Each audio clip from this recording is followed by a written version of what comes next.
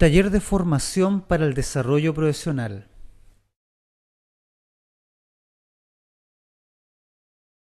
Resolución de problemas. ¿Cómo unir 9 puntos con 4 líneas? Lo que se requiere fundamentalmente para resolver problemas tanto teóricos como prácticos es la creatividad, que es la facultad humana de dar nuevos modos de hacer cosas para diversos problemas. Aunque a veces se confunden, creatividad y pensamiento divergente no son lo mismo. Más bien, para ejercer la creatividad se requiere desarrollar un pensamiento divergente, que a su vez es la capacidad de ver situaciones o elementos desde distintas perspectivas.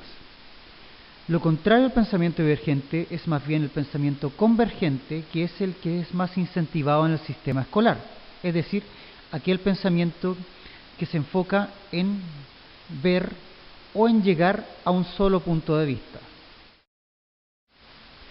Tal como se señala en la guía de esta unidad, existen dos formas básicas para incentivar la creatividad. La primera de ellas es la inversión de supuestos. Veamos la pregunta o la afirmación que se hace en la siguiente lámina. Los estudiantes tienen que ir a la universidad para estudiar, pero la universidad ¿podrá ir donde los estudiantes? Acá lo que se plantea es una inversión de supuestos, es decir, nuestras acciones comunes descansan en supuestos. Por ejemplo, los estudiantes para estudiar tienen que ir a la universidad o a un instituto profesional. Pero ¿qué pasaría si invirtiéramos esos supuestos? Es decir, dijéramos, el instituto tiene que ir a los estudiantes. Esa frase, que aparentemente no tiene sentido, es la base de, por ejemplo, sistemas o plataformas online como la que ustedes están ocupando en este minuto. Una segunda forma de incentivar la creatividad es pensar por analogías. Una analogía es un ejercicio de relacionar dos cosas de un orden diferente en base a una comparación de alguna cualidad, estado o función que pueda vincularlos. En esta lámina se ilustran tres formas de generar analogías. La primera es buscar en la naturaleza, es decir, frente a un problema que se tenga, preguntarse qué cosa, qué animal, qué planta cumple una función similar a lo que busco. Es decir, por ejemplo, buscar en algún elemento natural alguna propiedad que me sirva frente a un problema. También puede ser útil imaginar personajes en una situación contemporánea, preguntarse qué haría un personaje X en mi propia situación. O finalmente, una forma más básica incluso, es dibujar el problema en vez de simplemente describirlo con palabras.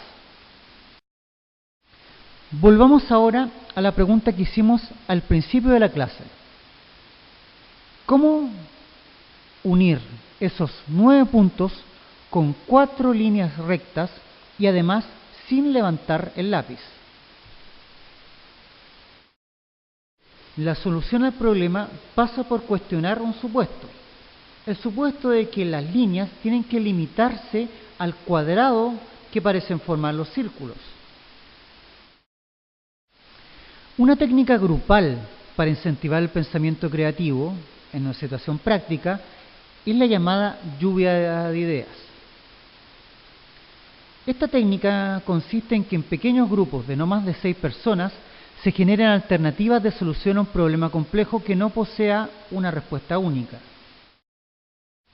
A continuación, cada integrante del grupo, ya sea de modo público o anónimamente, por ejemplo usando POSIT, genera tantas alternativas de respuesta como pueda a la pregunta que se tenga. Pasados unos minutos, el grupo las revisará para evaluarlas en cuanto a su conveniencia o factibilidad.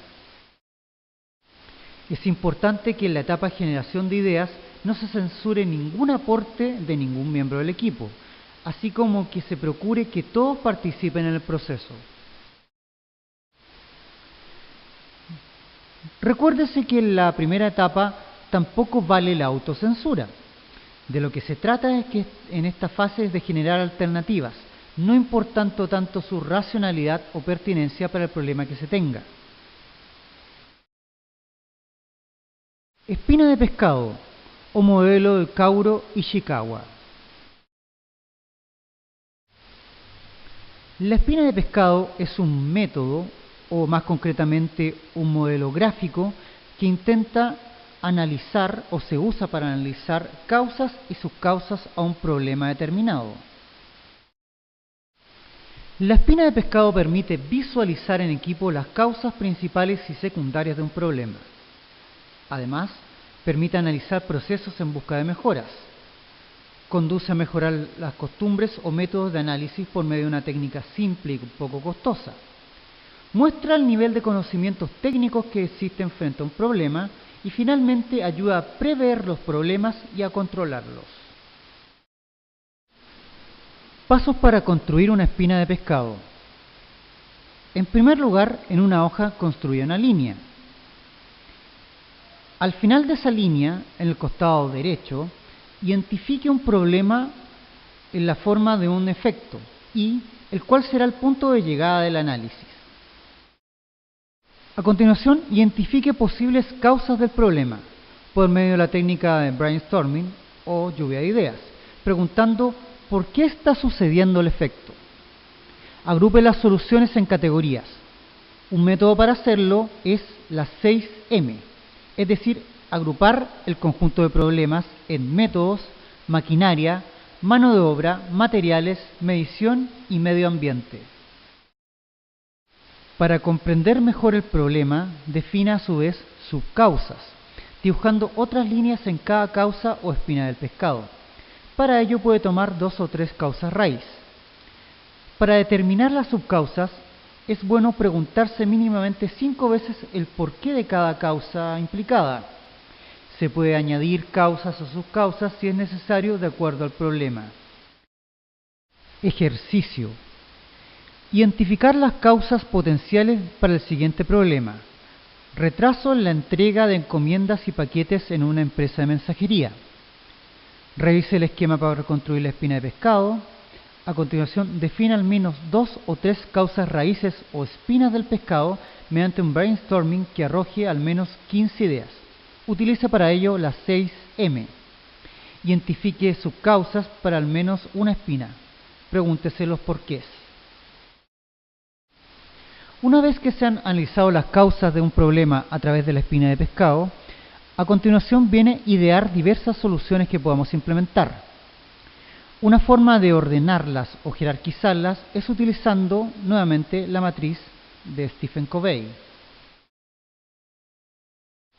Recordemos que esta matriz se construye en base a cuadrantes dados por las dimensiones de lo urgente y lo importante. Recordemos que lo urgente tiene la connotación de lo que llama la atención de inmediato. Es lo definido o lo que aparece desde fuera del sujeto. Mientras que lo importante tiene que ver con las propias prioridades. Acá podemos ver un ejemplo de cómo podemos utilizar la matriz de gestión del tiempo, esta vez para jerarquizar u ordenar soluciones a un problema. Es decir, podemos tener soluciones inmediatas de cuadrante 1, soluciones a largo plazo de cuadrante 2, acciones que en realidad son accesorias como la del cuadrante 3 y acciones o soluciones a un problema que en realidad son inconducentes como las que se pueden dar en un cuadrante 4. Entonces, para finalizar, expliquemos cómo serían vistas las soluciones a un problema desde la lógica de los cuadrantes. En el cuadrante 1 ubicaríamos las soluciones para la crisis, es decir, las acciones prioritarias que hay que establecer en un primer lugar. En el cuadrante 3 está lo burocrático, es decir, parte de las soluciones, pero en realidad son acciones definidas por otras personas. En el cuadrante 4 establecemos lo que es trivial, aquello que no aporta a la solución y que más bien la dilata. Y finalmente las acciones de cuadrante 2 no son soluciones inmediatas, sino que más bien tienen que ver con la planificación y la prevención.